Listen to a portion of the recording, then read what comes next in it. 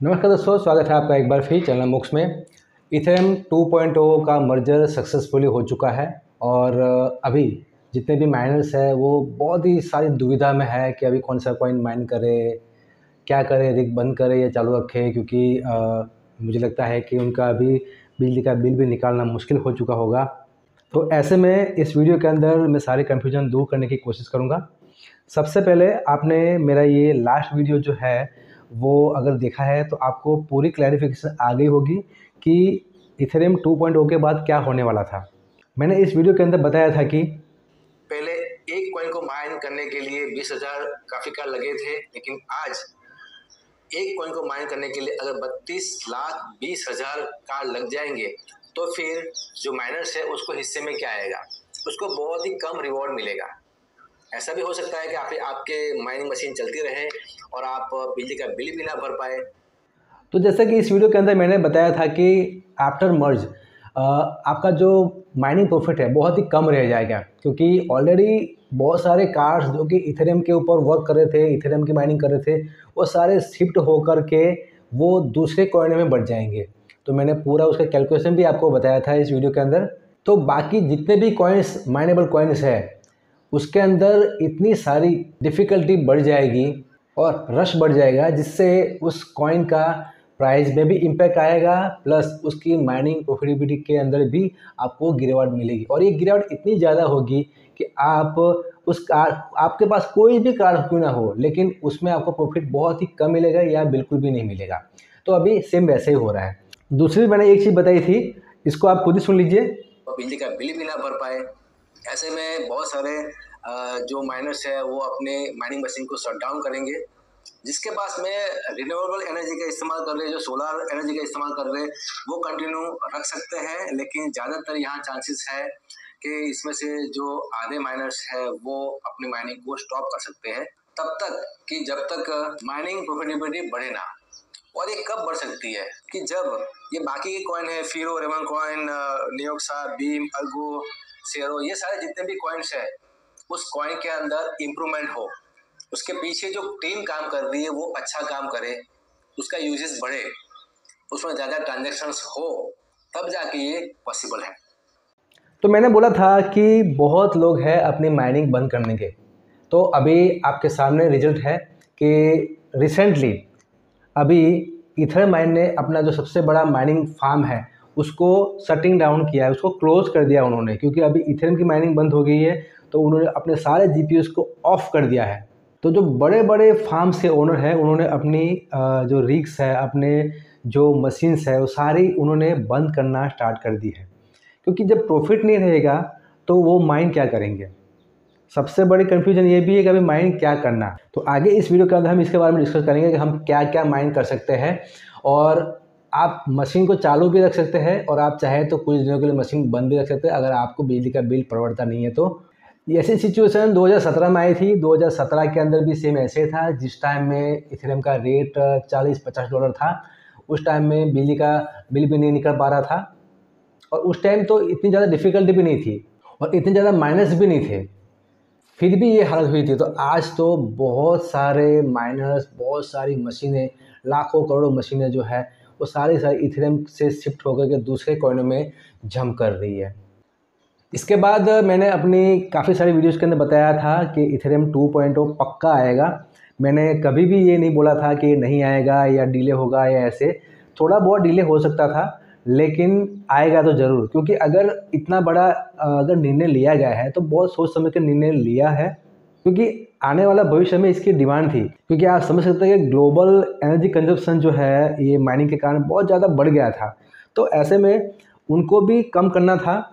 तो अभी इथेरियम 2.0 के बाद में 99% जो माइनिंग का जो एनर्जी कंजप्शन था, बिजली का जो कंजप्शन हो रहा था, वो सब कुछ बंद हो गया है। क्योंकि इथेरियम माइन बंद हो गया है तो उसके पीछे जो 99% जो बिजली का कंजप्शन हो रहा था वो सारा बंद हो गया है। हालांकि वो मशीनें कहीं और शिफ्ट होगी, लेकिन इतना जल्दी शिफ्ट नहीं होगी। वो भी मैंने अपने पिछले वीडियो के अंदर बताया था, क्योंकि हर एक टेक्नोलॉजी के अंदर थोड़ा थोड़ा अपडेशन आना ज़रूरी होता है।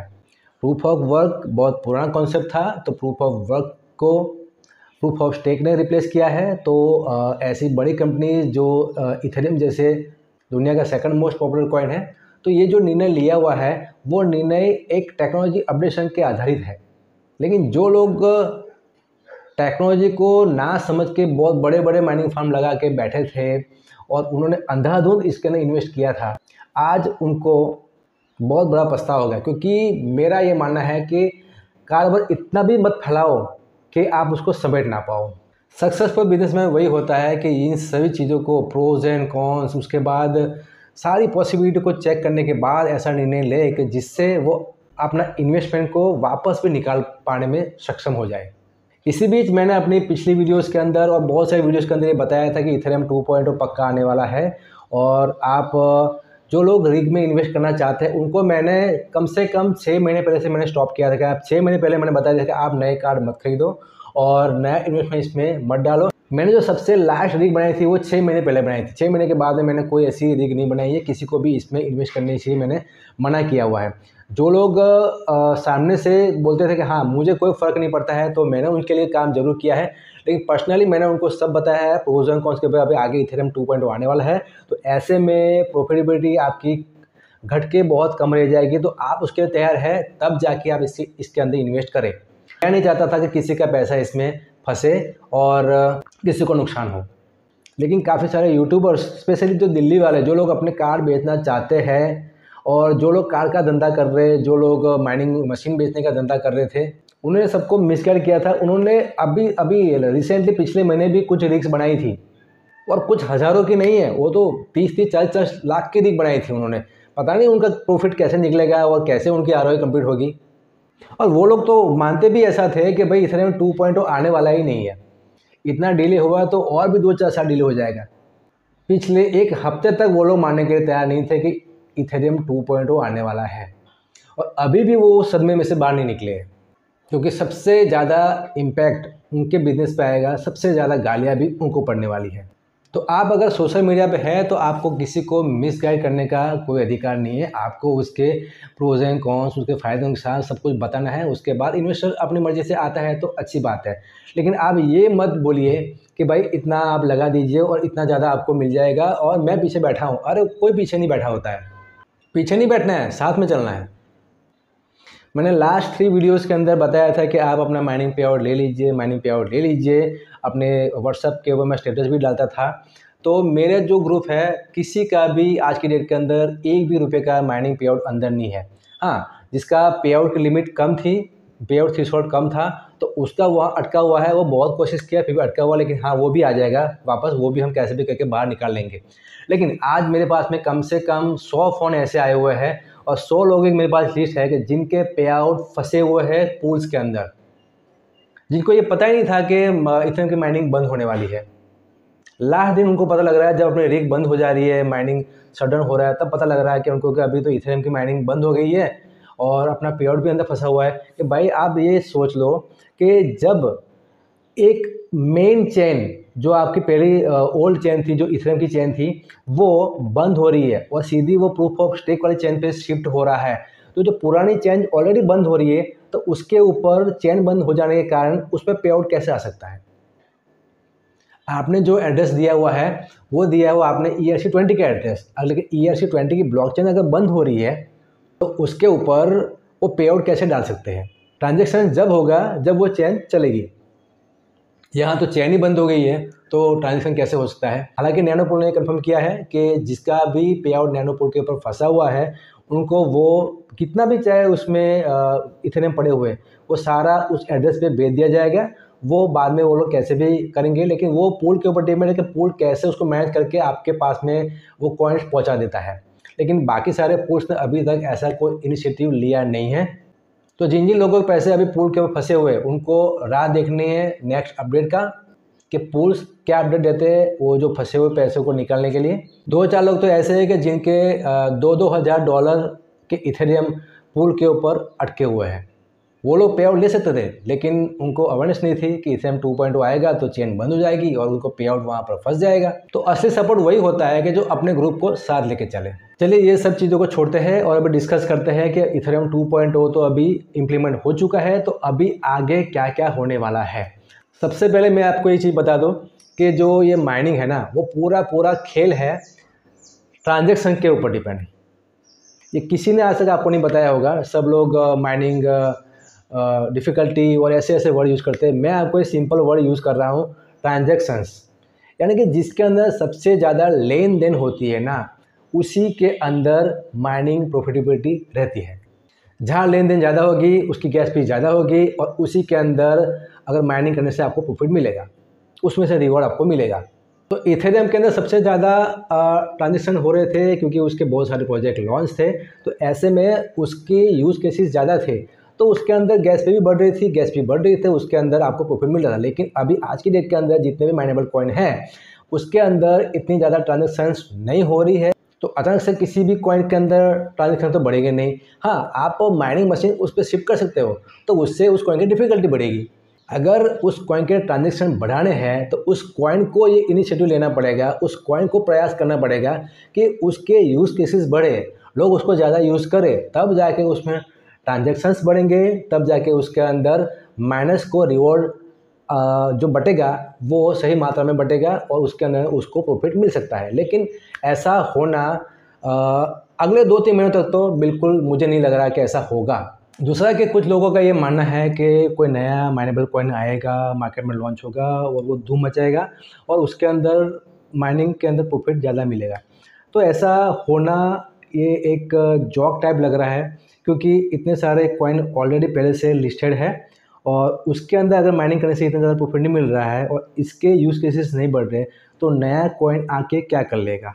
ऐसे ही ये कोशिश हुई है इथेरियम डब्ल्यू, यानी कि ETHW करके एक कॉइन अभी 2 महीने पहले ही इन्होंने लॉन्च किया हुआ है।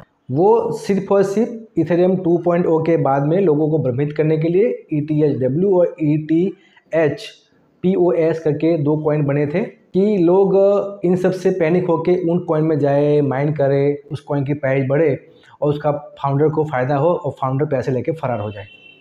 तो मेन मुद्दा ये है कि अगर नए कॉइन मार्केट में लॉन्च भी होते हैं माइनेबल कॉइन, तो उससे दूर रहना है, उसकी माइनिंग भी नहीं करनी है, ना ही उसको परचेस करना है आपने, क्योंकि ये सिर्फ और सिर्फ इस पैनिक का फ़ायदा उठाने के लिए मार्केट में आएंगे। तीसरी बात कि 1 से 1.5 महीने के अंदर जितना भी ये माइनिंग हैशरेट है जो कि इथेरियम से शिफ्ट होकर के दूसरे कॉइन में आ रहा है, वो सब स्टेबलाइज होगा, यानी कि वो कोशिश करेगा कि सब कॉइन्स में बढ़ जाए। सब बावले हो रखे हैं, किसी को कुछ नहीं पता है कि कौन सा कॉइन माइन करे। बहुत सारे कॉल आते हैं, वो पूछते हैं कि अभी कौन सा कॉइन माइन करे, कौन सा कॉइन माइन करे। मैंने डे 1 से मैंने बता रखा है कि 2 कॉइन हैं जो मैं माइनिंग के लिए सजेस्ट करता हूँ। नंबर 1 तो अगर आपको कुछ नहीं पता है तो आप नए सेस में जाइए। आपको कोई भी कॉइन के बारे में नहीं पता है कि कौन सा कॉइन माइन करना है, तो आप सीधा नए सेस में जाइए। नाइस है is the best option for mining in present situation, क्योंकि अभी किसी को नहीं पता है कि कौन सा कॉइन माइन करना चाहिए। तो ऐसे में आप अगर नाइसेस में जाते हैं तो नाइसेस ये जिम्मेदारी ले लेगा कि वो अपने आप से किसी भी एल्गोरिदम के ऊपर किसी भी कॉइन के अंदर आपको माइन करा देगा और वहाँ पर आपको BTC के अंदर आपको पेमेंट दे देगा। तो बेस्ट ऑप्शन है नाइसेस का। उसके बाद अगर आप पर्सनली माइनिंग करना चाहते हो तो मेरी ये वीडियो आपने देखी होगी, उसके अंदर मैंने 2 कॉइन प्रेफर किए थे, नंबर 1 इथेरियम क्लासिक और नंबर 2 फीरो। और अगर आप फ्लक्स करना चाहते हो तो फ्लक्स भी आप माइन कर सकते हैं। इथेरियम क्लासिक के बारे में मैंने डेडिकेटेड वीडियो अलग से बनाई थी कि मैं उसको माइन करने के लिए आपको क्यों बोल रहा हूँ। और फीरो के बारे में आज आपको मैं बता देता हूँ। फीरो के बारे में आपको क्यों बता रहा हूँ, क्योंकि फीरो के जो मैक्सिमम सप्लाई है सिर्फ और सिर्फ 2 करोड़ का है और जिसमें से 1 करोड़ तो अभी सर्कुलेटिंग सप्लाई है। तो 2 करोड़ कॉइन होने के कारण वो शॉर्ट टर्म के अंदर आपको ज़्यादा गेन करेगा। तो ऐसे में आप अगर उसकी माइनिंग करते हैं, हाँ, हालांकि ये नहीं बोल रहा हूँ मैं कि आज अगर माइनिंग करते हो आपको आज ही प्रॉफिट मिल जाएगा। आप अगर उसको माइनिंग करना स्टार्ट करते हैं फीरो को, तो शॉर्ट टर्म के अंदर कुछ 2-4 महीने 5 महीने बाद में आपको उस कॉइन की वैल्यू बहुत ज़्यादा बढ़ती हुई नजर आएगी, क्योंकि कॉइन्स की क्वांटिटी लिमिटेड है और लिमिटेड क्वांटिटी के अंदर अगर कोई कॉइन होता है तो उसकी प्राइस जल्दी से बढ़ती है, थोड़ा सा भी अगर मार्केट को पंप मिल जाता है तो। So price growing potential is very high in this coin and its team is working very hard, so very much possibility to gaining this coin up। आने वाले 2-3 महीनों के अंदर आपको जो ग्राफिक कार्ड के रेट है वो बहुत ही तेज़ी से गिरते हुए आपको नजर आएंगे। नए कार्ड की बात नहीं कर रहा हूँ मैं, आपको सेकंड हैंड कार्ड की बात कर रहा हूँ, क्योंकि जितने माइनिंग फार्म बंद हो रहे हैं, जितने लोग अभी पैनिक में आके अपनी रिस्क बेचेंगे, तो वो कार्ड के रेट है आपको बहुत सस्ते में आपको देखने को मिल सकते हैं। हालांकि 3080 कार का रेट भी आपको 20 से 30,000 सेकंड हैंड के अंदर आपको मिल सकता है। ऐसी सिचुएशन क्रिएट होगी। तो अगर जिन्होंने माइनिंग के अंदर ही अपना फ्यूचर बनाना है, आने वाले 5-6 साल तक उन्होंने माइनिंग ही करनी है, तो अभी आने वाला समय उनके लिए बेस्ट होगा कि वो कार सबसे सस्ते रेट के अंदर खरीद सकते हैं। क्योंकि जिसके पास सोलर एनर्जी है, जिसके पास में फ्री की बिजली है, वो तो अगर माइनिंग करेगा ना, तो उसके लिए तो अभी बेस्ट टाइम है कि वो कार्ड जितने भी एक्यूमुलेट हो सके वो अपने पास लाए और फिर उसको चलाए। पांचवा कि आप अगर वाटर में वेस्ट में जाते हैं तो आपको वहाँ पर कार्ड सिलेक्ट करते हैं अपने, उसके बाद आप देखते हैं कि आपके कौन से कॉइन आपके कार्ड के हिसाब से ज़्यादा प्रॉफिटेबल है, वो आपको नज़र आता है। तो ये जो प्रॉफिटेबिलिटी की लिस्ट है वो आपको ऊपर नीचे होते हुए नज़र आएगी आने वाले समय के अंदर, क्योंकि लोग अभी ये नहीं समझ पा रहे कि हमें कौन से कॉइन में स्टेबल रहना चाहिए। जब तक ये स्टेबिलिटी नहीं आएगी तब तक कोई एक कॉइन ऊपर आपको आते हुए नज़र नहीं आएगा। कभी फीरो आएगा, कभी फ्लक्स आएगा, कभी ETC आएगा, कभी यहाँ पर रेवन आएगा। तो ऐसे ये चीज़ें ऊपर नीचे आपको होते हुए नज़र आएगी। और ये जो सिचुएशन है वो आदमी को और ज़्यादा पैनिक करता है, माइनर्स और ज़्यादा पैनिक होते हैं, कंफ्यूज हो जाता है कि अभी यार कुछ दिन पहले रेवन कॉइन था, आज फ्लक्स आ गया तो मैं फ्लक्स कर लेता हूँ। तो ऐसे में क्या अपनी जो है वो रिग को बार बार स्विच करते हैं, तो ऐसे में वो यहाँ भी प्रॉफिट नहीं ले पाते और यहाँ भी नहीं ले पाते प्रॉफिट। तो ऐसा ना करते हुए आप किसी एक कॉइन के अंदर आप माइनिंग स्टार्ट रखें। कल आज वो डाउन है तो कल वो ऊपर आएगा। तो माइनिंग इंडस्ट्री के अंदर ये चीज़ें आम बात है। 2017 के अंदर भी एक फॉल आया था, उसके अंदर भी सेम ऐसी हालत हो रही थी। हालांकि उस टाइम में मर्जर नहीं था, लेकिन फिर भी उस टाइम में प्राइजें बहुत डाउन चली गई थी। जिसके पास माइनिंग मशीनें लगी हुई है उसे एक किसी कॉइन में माइन करते हुए आगे बढ़ना है, और आप चाहे तो कुछ दिनों के लिए अपनी रिग को शट डाउन भी कर सकते हैं। हाँ, लेकिन नया इन्वेस्टमेंट अभी नहीं करना। मैं बार बार बोल रहा हूँ कि नया इन्वेस्टमेंट अभी भी इसके अंदर नहीं करना है, क्योंकि अगर आप नया इन्वेस्टमेंट इसके अंदर करेंगे तो आने वाले फ्यूचर के अंदर क्या होने वाला है किसी को कुछ नहीं पता है। क्या पता इथेरियम के बाद में 2-4 कॉइन और अपने प्रूफ ऑफ वर्क से प्रूफ ऑफ स्टेक पे चले जाए, हो सकता है ना। तो कमरे के सारे दरवाजे बंद नहीं करने हैं। जब आग लगती है तो कम से कम एक खिड़की तो खुली रखनी है कि आप खुद के उसमें से बाहर जा सको। छठा, लोग GPU माइनिंग से हटकर अभी धीरे धीरे AC माइनिंग की तरफ मूव करेंगे, क्योंकि बिटकॉइन की माइनिंग 2009 से चल रही है और आगे भी काफ़ी सालों तक चलती रहेगी। तो ऐसे में इसके अंदर आपको ज़्यादा इतना फ़र्क नहीं पड़ेगा। हाँ, प्रॉफिट लॉस थोड़ा बहुत ऊपर नीचे हो सकता है, लेकिन ये नहीं कि बिल्कुल ही माइनिंग बंद हो जाएगी, ऐसा इसमें नहीं हो सकता है। इसलिए लोग एसिक माइनिंग की तरफ मूव करेंगे धीरे धीरे, या जिसके पास में GPU है वो ऑल्टरनेटिवली नाइसेस पे जाकर के बिटकॉइन में पेमेंट लेने की कोशिश करेंगे। सातवां, डोज कॉइन की माइनिंग के अंदर आपको बढ़ोतरी होती हुई नज़र आएगी, क्योंकि डोज कॉइन को सपोर्ट करने वाले बड़े बड़े लोग हैं। लोगों को एक उम्मीद अभी भी है कि डोज कॉइन की प्राइस आने वाले समय में बढ़ेगी, तो लोग अभी से डोज कॉइन को एक्यूमुलेट करने की कोशिश कर रहे हैं। ऐसे में डोज कॉइन की माइनिंग भी यहाँ पर बढ़ सकती है, तो लोग अपने GPUs को डोज कॉइन के ऊपर शिफ्ट करेंगे। एक चीज़ बताना मैं भूल गया था कि आपने नाइस हैश पे शिफ्ट कैसे होना है, तो इस वीडियो के एंडिंग में मैं आपको बता दूंगा कि आप नाइस हैश के ऊपर अपनी हाई वॉइस में रहते हुए भी आप अपनी रिग को नाइस हैश के ऊपर कैसे शिफ्ट कर सकते हैं, और आप जो आपकी माइनिंग का पे आउट है वो बिटकॉइन में कैसे ले सकते हैं। और आखिर में वर्ड टू माइंड के ऊपर भी एक नज़र करेंगे। तो जो आपने अभी नाइस हैश पे कैसे अपनी रिग को हाई वॉइस में रहते हुए भी शिफ्ट करना है वो आपको बताता हूँ मैं। नाइस हैश में यहाँ पर जाना है, आपने सिंपली इसको आपने अकाउंट इसमें बना लेना है। अकाउंट बनाने के बाद में यहाँ माइनिंग सेक्शन में आना है। माइनिंग सेक्शन में आने के बाद में यहाँ पर माइनिंग एड्रेस यहाँ से कॉपी करना है। इस एड्रेस को लेना है आपने और अपनी फार्म के अंदर चले जाना है, अपनी रिग के अंदर चला जाना है हाई वॉइस के अंदर, और वहाँ पर सीधे जाना है फ्लैट शीट में। यहाँ ना कोई वॉलेट क्रिएट करने की जरूरत है ना कुछ, यहाँ सीधे जाना है फ्लैट शीट के अंदर। और जो आपकी करंट फ्लैट शीट चल रही है उसको आप एडिट कर सकते हैं, या आप नई फ्लैट शीट आप बना सकते हो। मैं आपको नई फ्लैट शीट यहाँ बना के दिखा देता हूँ। कॉइन आपने यहाँ देखिए, आप किसी भी एल्गोरिथम के अंदर नए सेस के अंदर माइनिंग कर सकते हैं। आप जो भी एल्गोरिथम सिलेक्ट कर रहे हो उस एल्गोरिथम के अंदर आपकी माइनिंग होगी, और आपको प्रॉफिट जो मिलना है, आपका जो पे आउट आना है वो आपका आएगा BTC के अंदर। तो मान लीजिए कि यहाँ पर जितने भी नए सेस लिखा हुआ है ना, वो सारे जो कॉइन्स है वो एल्गोरिथम है। तो ये मान लीजिए कि आपने रेवन माइन करना है, तो रेवन में आप नए सेल्स कापो में जाइए, उसके बाद वॉलेट में यहाँ पर ऐड वॉलेट कीजिए और उस एड्रेस को यहाँ पर आप पेस्ट कर दीजिए।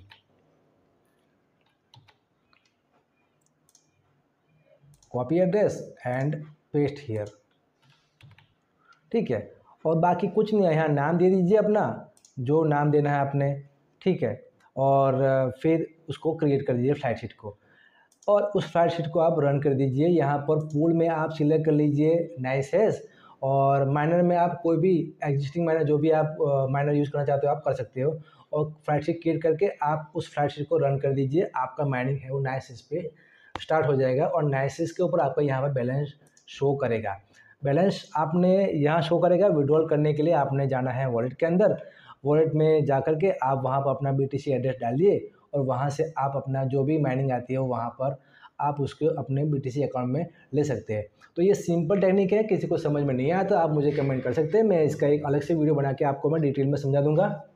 फिलहाल आज की डेट के अंदर आप नाइसेस, ETC या फिरो या फ्लक्स, आप ये 4 में से आप किसी में भी जा सकते हैं। इसके अलावा मैं आपको रेवन कॉइन इसलिए मना करता हूँ कि रेवन कॉइन आपके कार्ड को ख़राब कर देगा। मैं बार बार बोलता हूँ, मैं रेवन कॉइन के बारे में कभी सपोर्ट नहीं करता हूँ कि रेवन कॉइन माइन करना चाहिए, क्योंकि रेवन कॉइन आपके कार्ड को ख़राब कर सकता है। यहाँ पर आप चाहे तो नाइसेस के अंदर रेवन कॉइन आप माइन कर सकते हैं, लेकिन मैं उसको भी मना करूँगा आप दूसरा कोई एल्गोरिथम के अंदर उसको माइन करें, क्योंकि रेवन कॉइन का आपने अगर यहाँ पर एल्गोरिथम भी कापो एल्गोरिथम भी आपने सिलेक्ट किया तभी भी आपके कार्ड के ऊपर टेम्परेचर बढ़ेगा और कार्ड की लाइफ है जो धीरे धीरे कम हो जाती है। यहाँ पर सबसे पहले आपने अपने हार्डवेयर को बचाना है और बाद में आपने माइनिंग का प्रॉफिट देखना है।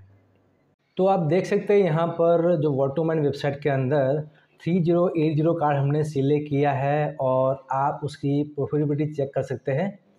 उसकी प्रॉफिटेबिलिटी हम कैलकुलेट करते हैं तो आपको नज़र आएगा ये कार्ड 3080 कार्ड जो कि इथेरियम के ऊपर अप्रोक्सीमेट 98 मेगाहर्ट्ज़ दे रहा था, और ETC हैश के ऊपर 98 मेगाहर्ट्ज़ और जेन हैश के ऊपर 134 हैश पर सेकंड दे रहा था। ये कार्ड भी आज की डेट के अंदर जो प्रॉफिट दे रहा है वो दे रहा है माइनस के अंदर। यहाँ आप देख सकते हैं प्रॉफिट दे रहा है माइनस के अंदर। तो 3080 के अंदर भी किसी भी कॉइन के अंदर 1 रुपया भी प्रॉफिट नहीं है। आप देख सकते हैं पूरा यहाँ माइनस शो कर रहा है। 3080 कार्ड अगर माइनस में है तो बाकी कार्ड भी आप क्या बात कर सकते हो। बाकी कार्ड को मैं आपको यहाँ दिखाना भी, आप चाहे कोई भी कार्ड ले लीजिए। आप यहाँ पर 3060 Ti जो सबसे ज़्यादा यूज़ होता है कार्ड वो ले लीजिए, उसके बाद में उसको कैलकुलेट कर लीजिए, ठीक है।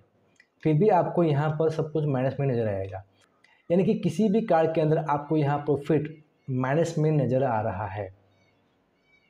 तो ये थी सिचुएशन आज की। दूसरा मैं आपको बताने वाला था कि ये POW कॉइन जो 2 महीने पहले रिसेंटली लॉन्च हुआ है, और देखिए अभी उसकी प्राइस भी 18% 20% नीचे गिर गई है, 30% गिर गई है। आई थिंक 30% गिरा हुआ है प्राइस।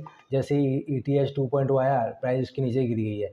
तो ये एक एक्सीडेंटली बोलते हैं कि मौके का फ़ायदा उठा के कॉइन को लॉन्च किया गया है। तो ऐसे कॉइन में माइनिंग के लिए नहीं पड़ना है, ना ही इसको खरीदने की कोशिश करनी है। पहले तो बता दूं कि ये कॉइन कोई इथेरियम के फाउंडर द्वारा बनाया गया कॉइन नहीं है, ये दूसरे किसी लोगों ने बनाया हुआ है। तो इसके ऊपर मैं इसके बारे में ज़्यादा रिसर्च भी नहीं कर रहा हूँ, क्योंकि मुझे एक्चुअली पता है कि ये ऐसी चीज़ें होने वाली थी, तो ये हो रही है। तो मैं इसके बारे में ज़्यादा रिसर्च नहीं कर रहा हूँ, बट आपको अवेयर कर रहा हूँ कि भाई इन सब चीज़ों में नहीं पड़ना है। ऐसे कॉइन जो है लोग इसको बोल रहे हैं कि ETHW को माइनिंग करने से प्रॉफिट मिलेगा, तो नहीं मिल सकता प्रॉफिट इसके अंदर, क्योंकि ये इसके अंदर इतनी ज़्यादा ट्रांजेक्शन नहीं होगी, और ना ही इथेरियम के जितने भी स्मार्ट कॉन्ट्रैक्ट है वो ETHW के ऊपर रन होंगे, ठीक है। तो ये कॉइन इतना ज़्यादा ग्रो नहीं करेगा ही नहीं ग्रो एक कॉइन, और धीरे धीरे ये ज़ीरो हो जाएगा। तो इसमें पैसे इन्वेस्ट करना नहीं है, ना ही इसको माइन करना है। दोस्तों वीडियो में बस इतना ही, मिलते हैं नेक्स्ट वीडियो के, तब तक दोस्तों जय हिंद।